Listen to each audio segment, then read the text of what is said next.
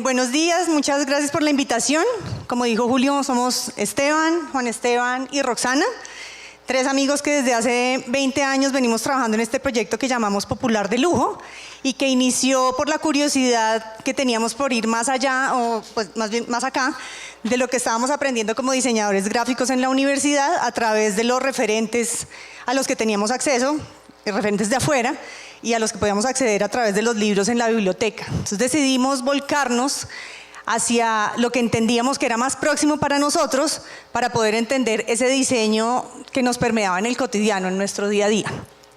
Y así fue que empezamos a documentar la gráfica popular, de Bogotá principalmente, pero también de todos los lugares donde hemos podido estar. Y ya para hoy pues tenemos un buen archivo de imágenes, también en físico, de avisos, de elementos que sirven para anunciar productos y servicios en las calles. Y esto derivó luego en el interés nuestro por rastrear y por trabajar de cerca y mano a mano con los pintores de avisos, avisistas o rotulistas, como ellos mismos se autodenominan, que esperamos que algún día puedan hacer parte de Movimiento Clic y estén igual que nosotros aquí en esta tarima para hablar en primera persona de su trabajo. Entonces, por hoy hicimos una selección de 5 pintores, es pequeña con respecto a la gran cantidad de trabajo que hemos encontrado en Colombia, pero pues creemos que es una muestra representativa y que ilustra muy bien el valor, el poder comunicativo, el poder estético, plástico y el valor cultural de la gráfica popular.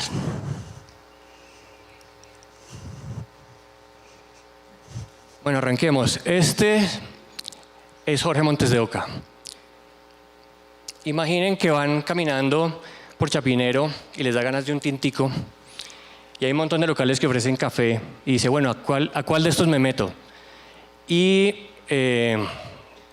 quizás ese último empujoncito que hace falta para que uno decida sobre un local u otro puede estar en el poder de la gráfica popular. Imagínense encontrarse con una chica como esta, sonriente, simpática, encantadora, con una bandejita con 2 cafés en la mano, invitándolo a entrar. Este aviso tiene una ventaja enorme sobre otros avisos en donde simplemente hay fotografías bajadas de internet que se pueden ver en cualquier lugar. En esa imagen que ustedes están viendo ahí está combinada el trabajo de varios profesionales. Ahí hay un publicista, ahí hay un copy, ahí hay un ilustrador, pero si uno se mete más adentro del local, se va a encontrar con el trabajo de un calígrafo, de un diseñador, de un creador de personajes, de un tipógrafo y hasta de un experto en identidad. Todo ese equipo multidisciplinario tiene un nombre y es Jorge. Jorge Montes de Oca, un pintor popular, nacido en Ecuador, cuya firma se encuentra o se encontraba, porque estos son fotografías de hace muchos años, en Chapinero, en el centro de la ciudad y en barrios aledaños al 20 de julio y bueno, en otras partes, por toda Bogotá. Su firma aparecía acompañando imágenes como estas, poderosísimas. Y Jorge es un pintor nacido en Ecuador que desde muy joven decidió que lo suyo era pintar. Fue a la universidad, estudió en Bellas Artes en Guayaquil y muy pronto decidió abandonar y dedicarse a lo que más le gustaba, que era viajar. Jorge conoce todas las ciudades capitales, ciudades intermedias y pueblitos, y buena parte de los pueblitos de toda Sudamérica. Y finalmente vino a dar aquí a Bogotá, y eso coincidió pues con los inicios de Popular de Lujo. Tuvimos la fortuna de conocerlo.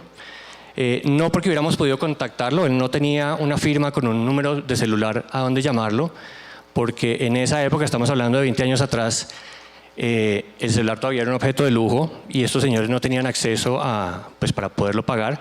Él básicamente lo que hacía era, como buen emprendedor, visitaba los locales comerciales con cierta regularidad para ver si al dueño del local se le ofrecía alguna cosita nueva, algún engalle nuevo, pues para mantener su local bien presentadito y bien lindo, o en algunos casos para retocar y volver a pintar esos murales que habían ido sufriendo la inclemencia del clima bogotano. Afortunadamente lo conocimos y pudimos hacer un recorrido por los locales decorados por él. Este, por ejemplo, es un paisaje submarino pintado en una pescadería en el barrio 20 de Julio.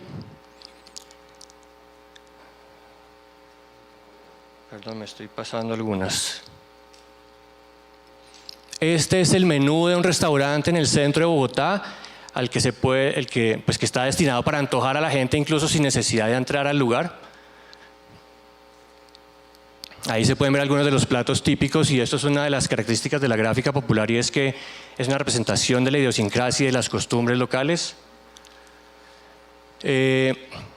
Vimos personajes animales pintados por él que seguramente conoció y vio personalmente en su travesía por el Amazonas. Y en general personajes simpáticos, sonrientes, amables, queridos, pues como todo lo que Jorge producía.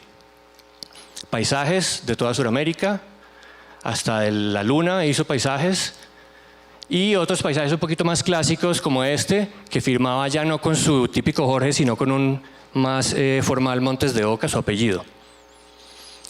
Y de él conocimos el término humanizado, que era el que él utilizaba para hablar de esos personajes, de objetos inanimados a los que les daba figura humana, pues para convertirlos en personajes que invitaran a la gente que pasaba delante de un local a entrar y a consumir.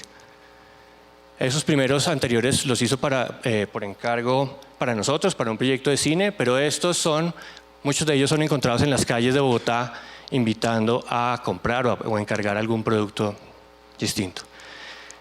Y como buen gitano y viajero, pues en este momento no sabemos dónde está. Se fue de Bogotá hace muchos años, y seguramente allí donde esté, pues seguirá pintando estas bellezas y firmando con su típico Jorge, que solía cerrar con un trazo que se convierte en pincel.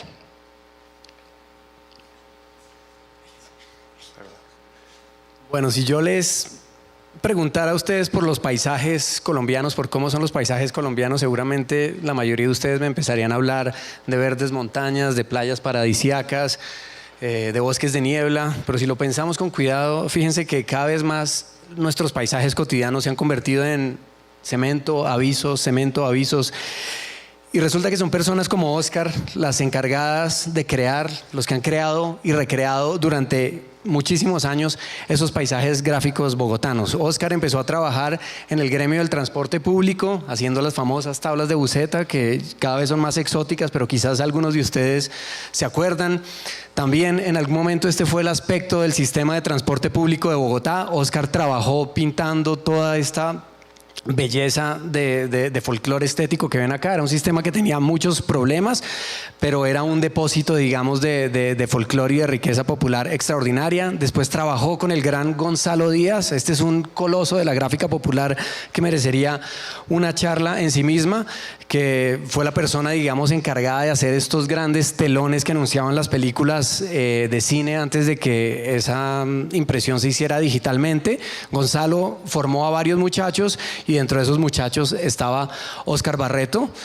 Esto así lucían las calles de Bogotá en un día cualquiera de los años 80, una belleza total. Estas botellas también, Oscar trepado ahí en un andamio pintando burbuja por burbuja, como él lo decía, y en algún momento empezó también a trabajar para empresas oficiales que contrataban publicistas para que pintaran este tipo de cosas por toda Colombia. En algún momento le pedimos a Oscar que nos hiciera esta pinturita como autobiográfica para contar cómo era ese trabajo, y era básicamente esto: en una camioneta de Platón echaban las canecas de pintura, los andamios, y se echaban a recorrer las calles de Colombia pintando casetas de tejo, vallas, las tiendas de los pueblos, etcétera. Obviamente con el tiempo, en la medida en que se empezó a popularizar y a hacer más barata la impresión digital, el trabajo de estos pintores decayó, y este es el trabajo, digamos, lo lindo fue que ahí donde Oscar encontró realmente su estilo y su obra. Este es el tipo de trabajo que hace hoy en día Oscar. Trabaja por su cuenta, caminando las calles de Bogotá. Muy también en la línea de lo que les contó Juan sobre Jorge, la idea de los humanizados. En el 7 de agosto hay muchísimas obras suyas. Nosotros lo conocimos porque vivíamos enamorados de unos juguitos y unas avenas que estaban pintadas en una cafetería de la Caracas, y un buen día lo conocimos y nos hemos hecho grandes amigos. Él se define como el pintor más rápido de Bogotá y la verdad es que lo es. Se demora menos de 10 minutos dibujando una cosita de estas. Es un trabajo que no es bien pagado, entonces no se puede dar el lujo de planear demasiado, y justamente por esa velocidad es súper expresivo. Hace unos años hicimos una exposición con él y le comisionamos la hechura de un mural enorme y fue un placer verlo trabajar. Trabaja, es como una especie de faubista, trabaja a toda velocidad haciendo manchas. Uno a veces cree que la cosa no va para ningún lado, coge un pincelito negro y hace un par de ojitos y una boquita y produce los personajes más encantadores que ustedes se puedan imaginar. Entonces ya saben, si se encuentran un tornillito en monopatín, una hamburguesa sonriente en el 20 de julio, en el 7 de agosto, saliendo por la 80, ya saben quién está detrás.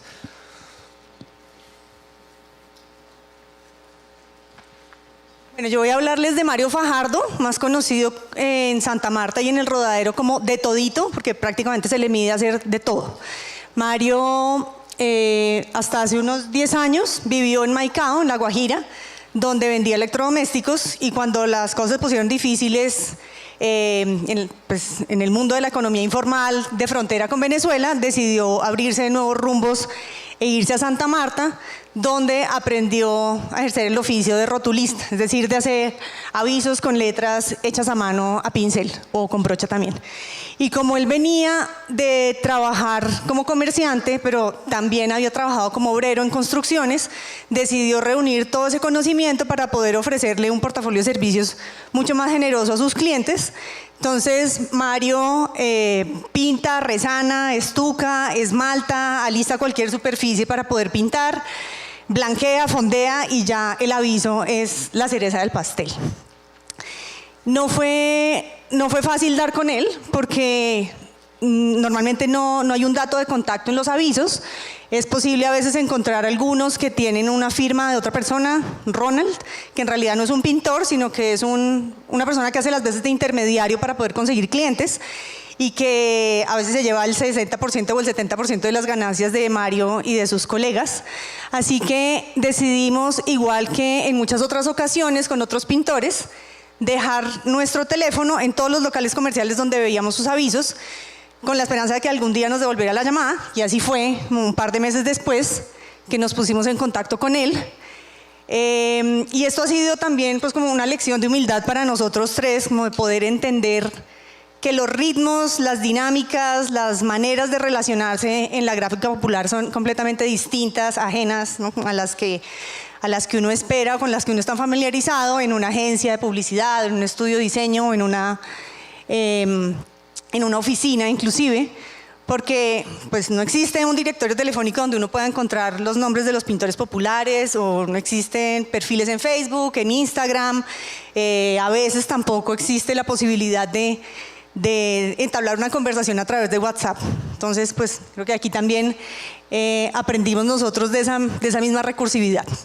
Y bueno, las letras de Mario para nosotros son simplemente fantásticas, de concursos, perfectamente podrían participar en una bienal de tipografía, pero además él es un gran copy, y la gente que le encarga avisos lo hace porque sabe que él le va a poner toda la gracia y todo el empeño a los nombres, a las frases, y que los avisos van a ser memorables claramente.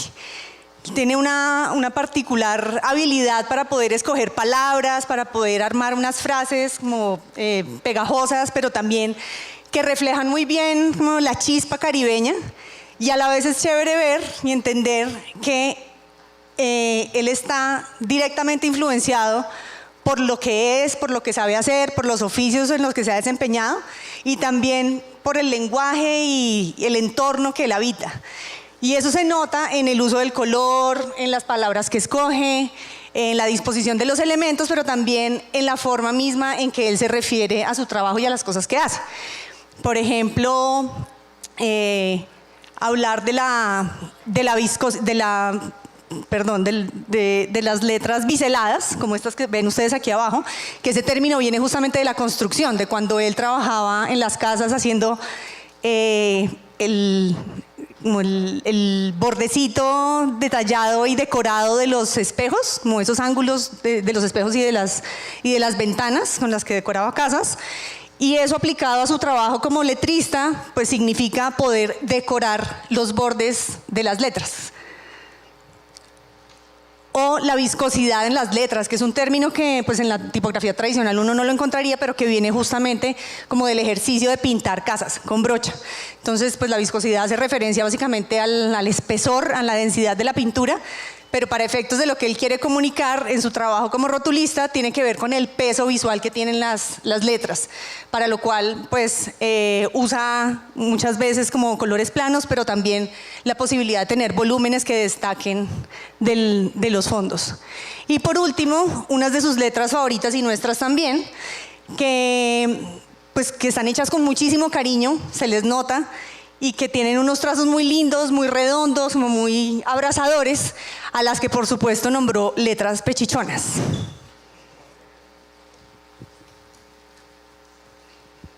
Esta es Arnulfo Herrada. Arnulfo tiene puesto un pie en la tercera dimensión y otro pie en la cuarta dimensión. En la tercera, es decir, este plano de la realidad que nosotros conocemos y en la que nos encontramos, él se dedica a pintar. Él decora locales comerciales, decora restaurantes, talleres, misceláneas, tabernas, cigarrerías, y pues convierte una fachada cualquiera en algo como esto. Una cosa es un lugar donde venden frutas y otra cosa muy distinta es un lugar que tiene una pared por fuera que presenta de forma graciosa y colorida todas las delicias que se venden ahí adentro. Una cosa es un local donde venden chaquetas de cuero y otra cosa muy distinta, un local con un mural como este, con dos personajes simpatiquísimos vistiendo las bellezas que ofrece el local por dentro. Y esto aplica para absolutamente todos los locales y esto es justamente lo que hace la gráfica popular. Esta es una de las botellas por las que conocimos a Arnulfo. Son elementos que él usa para decorar el exterior y el interior de tabernas y cigarrerías y todo aquel lugar que lo solicite. Botellas que nos enamoraron, como esta de Coca-Cola o como esta de cerveza costeña, aquí en su entorno natural, pero también talleres mecánicos en donde se hacen también logos por encargo y en donde Arnulfo tuvo la audacia de firmar el logo de Mazda. Pero si así sucede con el exterior, imagínense lo que ocurre en el interior de estos locales. Este es un restaurante en el barrio de Eduardo Santos, decorado por Herrada. Ahí pueden ver la firma justo encima de la cabeza del comensal. Y este es el ambiente que se crea en un restaurante con un mural pintado por él. Con los platos típicos, obviamente, que hay que pintarlos para entusiasmar y antojar al visitante. Y con escenas campestres de su Tolima natal como estas. Pero también hay otros ejemplos como esta escena taurina en un billar por ahí mismo, en la misma zona. Y toda esa gráfica se entiende si uno ve primero los bocetos, los cuadernos de bocetos de Arnulfo. Allí en ellos se nota el trabajo de este personaje, el trabajo, no solamente su calidad como artista, sino además como sus preocupaciones personales y aquellos asuntos mundanos y divinos que le interesan y que pareciera que fuera necesario dibujarlos para poderlos entender e incorporar a su vida y luego a su trabajo. Y al principio les decía que Arnulfo tiene un pie en la tercera y otra en la cuarta dimensión, y es porque cuando él duerme, él nos cuenta que él viaja a otras dimensiones y vienen y lo recogen seres de otros planos y se lo llevan a descubrir, a revelarle los secretos del universo. Y estos son imágenes de sueños que Arnulfo ha tenido o de revelaciones que él ha tenido, en donde estos seres le hablan del bien y del mal, del final de los tiempos, del castigo a las personas que se portan mal y de los premios a los que se portan bien.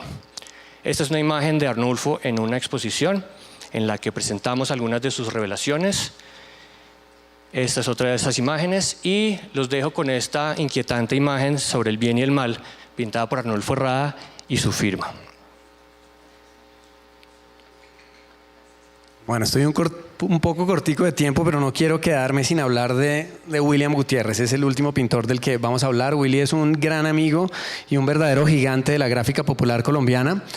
Para hablarles, para que se entienda la importancia de su trabajo, es importante contar una pequeña historia antes, y es esta. Hacia 1950 empezaron a llegar al puerto de Cartagena estos discos. Eran discos que venían del África y los traían los marinos mercantes.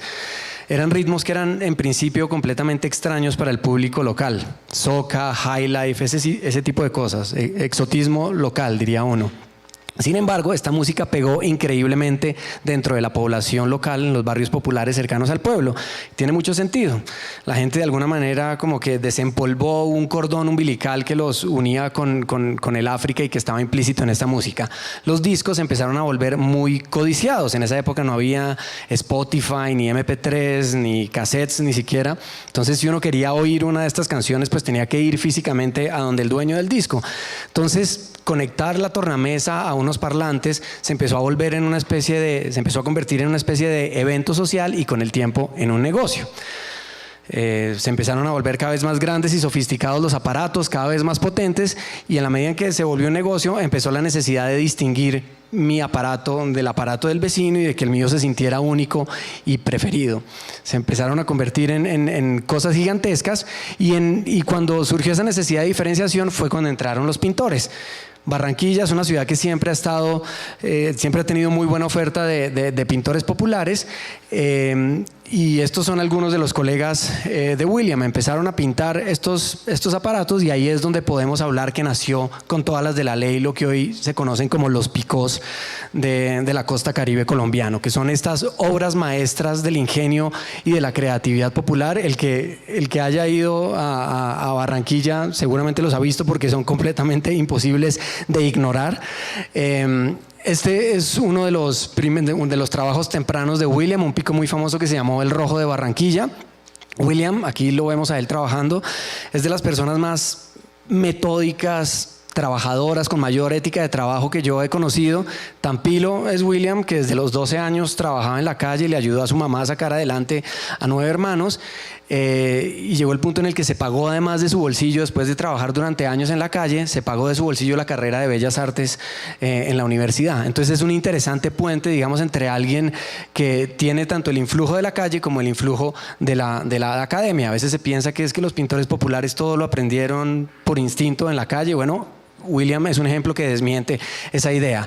Su proceso es interesantísimo, es muy complejo, y uno, por ejemplo, de los elementos interesantes de su proceso es los collages previos que se hacen para definir el motivo de los picós. Los dueños de los picós llegan con una idea a veces de lo que quieren, en muchos casos son autobiográficos, entonces quieren tener su retrato o presentar, digamos, una idea engrandecida de sí mismos o de algún ser querido. Entonces William hace esta serie de collages que son pequeñas obras maestras de la remezcla y después las convierte, digamos, en los grandes motivos que ustedes ven ahí. Estos son algunos de los picós que William ha hecho a lo largo de su vida. Son realmente impresionantes, maravillosos, son un despliegue de imaginación y de frescura muy divertida y muy interesante, pero yo creo que además, si uno quiere leer entre líneas, son mucho más que eso. Son además ejercicios de autodeterminación cultural de una población muy importante de Colombia. Es una manera de decir, bueno, aquí estamos, estos somos, y nos encanta ser así. Si les interesa más este tema, los invito a que busquen Africolombia. Es el blog de un amigo que se llama Fabián Altaona. Él, mucho de lo que vimos acá y de lo que hemos aprendido, se lo hemos aprendido a él en lo relacionado con los picós. Y si quieren saber más sobre lo que hace Popular de Lujo, pues visiten nuestro website, nuestras redes sociales. La verdad es que cualquier panorama que se haga de la creatividad, del diseño, de la imaginación en Colombia queda completamente incompleto si no incluimos a personas y trabajos como los que vimos hoy. Muchas gracias. Gracias.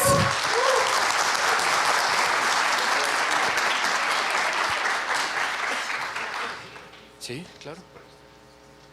¿Hace una pregunta? Que ¿alguien tiene alguna pregunta? Bienvenidas. Chepa al centro, a ver. Ellos salen corriendo de la tarima, no señor, al centro, por favor. ¿Alguna pregunta para los amigos de Este colectivo maravilloso. Bueno, muy buenos días, felicitaciones por este trabajo y esta recopilación. Yo lo sigo hace mucho tiempo, desde que estaba en la universidad. De hecho, uno de los trabajos que más me llamó la atención cuando comenzaron a recopilarlo fue el de las consolas de las bucetas, que fue un trabajo precioso y que lamentamos mucho que se hayan desaparecido. La pregunta que tengo para ustedes es: ¿qué consecuencia directa ven ustedes en la extinción casi secuencial de este tipo de arte gráfico que ha estado, como ustedes lo decían ahora, reemplazado por la gráfica digital y por todos aquellos recursos que son mucho más inmediatos e incluso mucho más económicos para quienes los mandan a hacer? ¿Cuál creen ustedes que es la consecuencia, no sé si antropológica, si se puede llamar así, de la ausencia de este tipo de arte a futuro? Porque pues prácticamente es un arte que se evidencia solamente en lugares muy puntuales y muy populares del país. Gracias. Pues como yo lo veo, lo entiendo como desde dos frentes. El primero tiene que ver con la misma subsistencia de las personas que se han dedicado a este oficio y que claramente han sido desplazadas por, como dices tú, por la entrada de estos medios digitales. Lo que ha ocurrido ahí es que muchos de ellos han encontrado formas para sobrevivir, adaptándose, justamente aprendiendo a usar un computador y de pronto generando otro tipo de productos digitales como almanaques, estampitas, ¿sí? Pero pues también otros han tenido que abrirse a nuevos mercados, desplazándose a otros barrios, a otros lugares donde tal vez antes no tenían pues como tanta incidencia, pues como en términos del oficio que ellos hacen.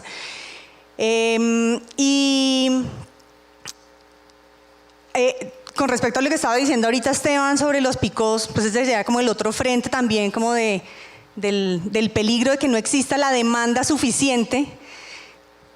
Y es que pues lo único que se está borrando ahí no son murales, ¿sí? No son paredes, sino también como la voz de personas que tienen el espacio público como lugar para poder dar cuenta de las formas en que habitan el mundo y que lo representan a través de su trabajo. Entonces, ahí, eso ha sucedido en muchos lugares, en el Centro Histórico de Cartagena, de Santa Marta, cuando han querido blanquear en la colonia Cuauhtémoc, en el DF también, cuando han decidido, no sé, por normativa institucional, blanquear espacios que, bueno, sí, o sea, pueden ser reemplazados esos anuncios por otros hechos en madera o con pirograbado o qué sé yo, pero ahí el problema no es que la gente, los usuarios, no puedan acceder al servicio que se está prestando en el espacio público, sino que se están perdiendo de la posibilidad de sentirse representados, interpelados también por esa misma forma de entender y de